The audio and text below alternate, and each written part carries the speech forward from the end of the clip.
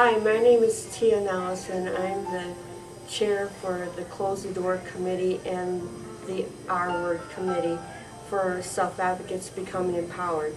Self-Advocates Becoming Empowered has a mission statement about closing institutions.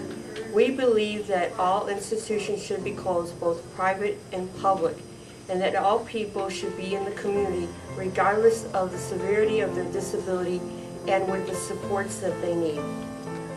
Hi, I'm Chester Finn, President of the Board of Self-Advocates Becoming Empowered, and I'm just going to speak to you a little bit about institutions and people being locked up.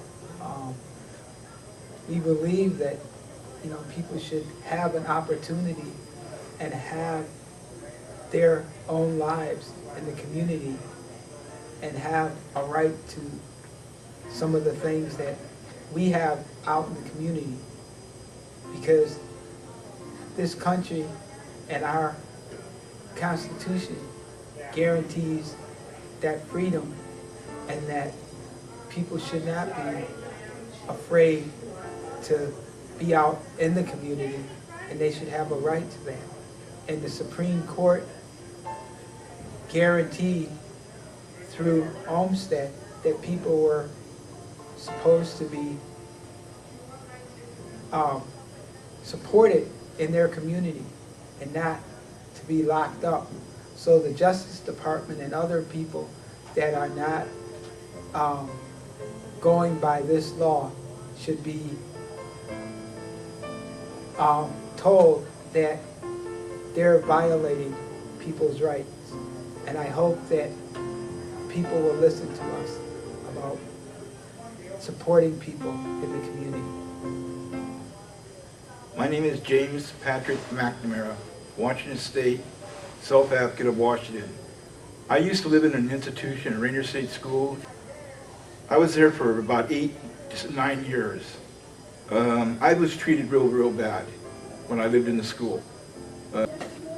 It's no fun going into these schools if you keep your children out of it. And I'm saying it for your life. Don't put them in institutions. It's not worth it. It's very bad. My parents put me in the school in 1966, and I didn't get out until 1973. When I was in the school, I had to do what they told me to do, or else I'm in trouble. Restriction. When my mom took me to the school, I didn't say one word when I left the house, didn't say one word when I got to the school. They had to have 6 or 8 people to come and pull me out of the car, take me up to about 20-some steps. I wouldn't budge. I knew what was going to happen. I've had a lot of friends saying, why were you in the school? Back in those days, they didn't have school like they do nowadays.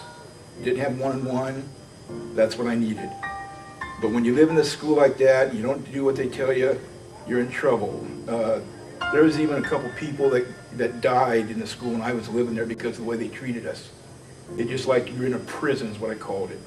And it wasn't no fun.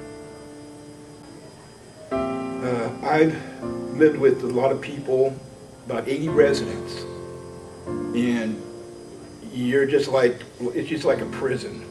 You're stuck, you do what they tell you, you're in trouble. Then when I got out, things have changed, and now I'm back. I went into a group home just to get out of the school.